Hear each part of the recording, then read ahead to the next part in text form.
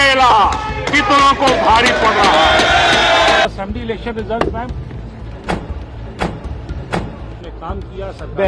मैं अभी अपने मुद्दे पर इधर मोदी ने 3 राज्य जीते ही थे, प्रचंड बहुमत पाया ही था, और उधर सोनिया गांधी ने मानो आपा खो दिया। ऐसी तस्वीर आज मैं आपको दिखाऊंगा जिसे देखने के बाद आपको समझ आएगा कि आखिरकार अगले ही दिन 24 घंटे बाद ही कैसा तस्वीर बदल जाती है, चेहरे के शिकन बदल जाती है और मिजाज बदल जाते हैं। नमस्कार, स्वागत है आपका एडवांस इंडिया पर। मैं हूं नवीन चौहान। 3 राज्यों में प्रचंड जीत हुई। मध्य प्रदेश, छत्तीसगढ़ और राजस्थान जीत लिए बीजेपी ने। सोचा था छत्तीसगढ़ हारेंगे, सोचा था राजस्थान भी हारेंगे, रही सही कसर मध्य प्रदेश पूरा कर देगा। विपक्ष पूरी तरह से तैयार था। इंडिया गठबंधन मानो सोचा बैठा था कि 24 से पहले का सेमीफाइनल उनके पक्ष में जाएगा, लेकिन जो हुआ उसने हर किसी को स्तब्ध कर दिया। अब भला चुप्पी साधे भी कैसे, बताए भी तो क्या और कहें भी तो क्या। हुआ वो जिसकी कल्पना किसी ने नहीं की थी। शीतकालीन सत्र की शुरुआत हुई। संसद में सभी सांसद हल्की हल्की ठंड में पहुंच रहे थे, लेकिन गर्माहट उस वक्त पैदा हो गई जब सोनिया गांधी की तस्वीर सामने आई। इस तस्वीर को मैं आपको दिखाऊंगा, बताऊंगा और समझाऊंगा, लेकिन यह तस्वीर बहुत कुछ कह रही है। जीत हार तो लोकतंत्र का हिस्सा है।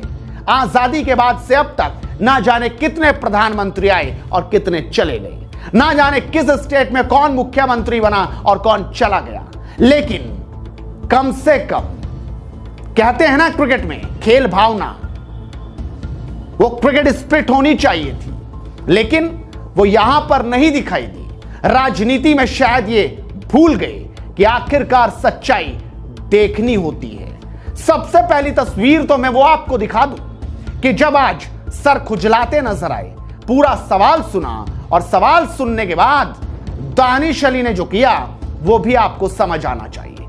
आज वो तैयार होकर आए थे, तख्ती गले में टंगी हुई थी, तैयारी पहले से थी, क्योंकि एक तरफ तो बीजेपी जीती हुई थी, उस तरफ उस बात को किसी तरह से दरकिनार भी तो करना था।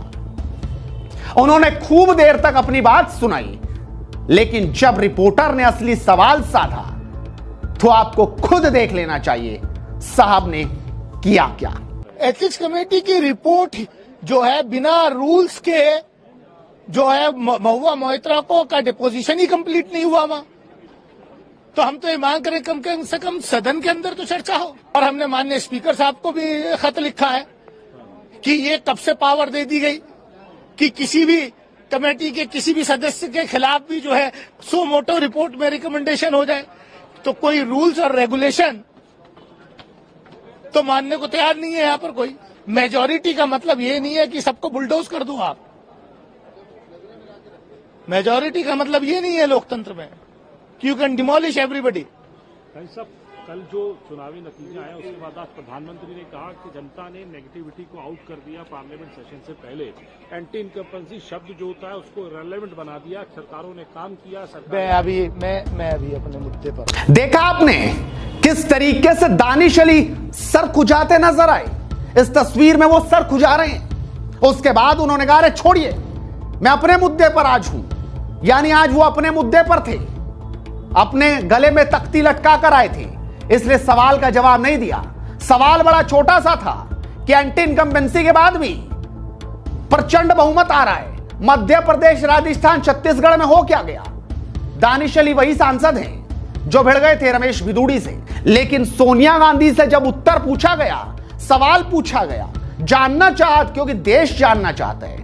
यह विपक्ष है, राहुल गांधी की माताजी हैं। राहुल गांधी वही सांसद हैं, वही शख्स हैं जो प्रधानमंत्री का सपना देख रहे हैं।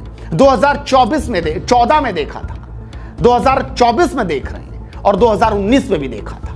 लिहाजा इन 3 राज्यों की हार के बाद जब सोनिया गांधी से पूछते पूछते बारिश सिक्योरिटी के बीच रिपोर्टर पहुंचा, माइक दूर था लेकिन तस्वीर कैमरे में कैद हो गई।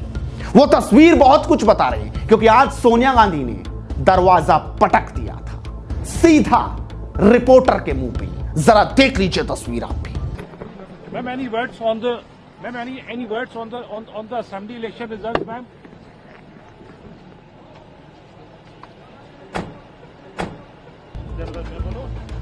देखा आपने और समझ भी गए होंगे।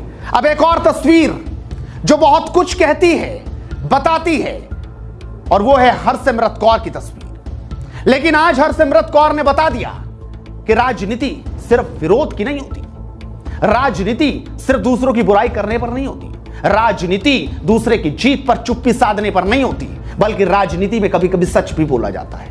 और हरसिमरत कौर जो आज एनडीए का हिस्सा नहीं है, हालांकि वो एनडीए का हिस्सा पहले थी, लेकिन किसान आंदोलन के बाद, उस बिल के पास होने के बाद उन्होंने मोदी का साथ छोड़ दिया था। और आज हरसिमरत कौर का बयान आपको सुनना चाहिए। शायद आज उन्होंने बिना किसी लाग लपेट के जो बोला वो विपक्ष को हजम नहीं हो पाएगा। आप भी सुनिए जरा। देखिए, मैं प्रधानमंत्री मोदी जी को और भाजपा को बधाई देती हूं, क्योंकि इसमें कोई शक नहीं है कि बहुत ही शानदार विक्ट्री हुई है, स्टेटों में हुई है। अब लोकसभा में क्या होता है, जरूर एक पॉजिटिव इंडिकेशन है। और अब आपको जानना चाहिए संजय राउत जो महाराष्ट्र से सांसद हैं, उसके अलावा अधीर रंजन चौधरी जो संसद में खूब हो हल्ला करते हैं, और आज वो बोल गए कि ये जीत बीजेपी की नहीं है, आरएसएस की नहीं है, ये जीत तो मोदी की है। आप सुन लीजिए जरा क्या कह रहे हैं अधीर रंजन चौधरी। मोदी जी की तिलस्मी पे चलने वाला पार्टी है, तो ये बीजेपी की जीत नहीं, मोदी की जीत है। ये मान बीजेपी अगर माने तो ठीक है, ये ना आरएसएस की जीत है, ना बीजेपी की जीत है, ना बीजेपी की जीत है, वो मान ले कि मोदी की जीत है। और अब आखिरकार आपको सुनना चाहिए वही रोना, जिस रोने को सुनते सुनते कई साल बीत गए, यानी ईवीएम। संजय राउत ने जो कहा, जरा उस पर भी गौर कीजिए, फरमाइए। आता है वो स्वीकार करना चाहिए, चाहे ईवीएम से हो चाहे बैलेट पेपर से। तो कल जो ईवीएम के माध्यम से जनादेश मिला है, ईवीएम आदेश, वो भी हम लोकतंत्र का आदेश मानकर स्वीकार करते हैं, चाहे ईवीएम पे विश्वास हो या न हो। लोग तो आश्चर्य और आज भी सदमे में है कल के रिजल्ट के बाद भी, खास करके मध्य प्रदेश, छत्तीसगढ़, लेकिन ईवीएम का जनादेश है। देख लीजिए, ये तस्वीरें बहुत कुछ बता रही हैं, ये बयान बहुत कुछ कह रहे हैं, और ये तब हैं जब 3 राज्यों में बीजेपी की जीत हुई, तेलंगाना में कांग्रेस जीती, लेकिन उसके बावजूद भी एक दूसरे की जीत पर बधाई तो दूर, बल्कि दरवाजा पटकते और सर खुजलाते कुछ नेता नजर आए। आप अपने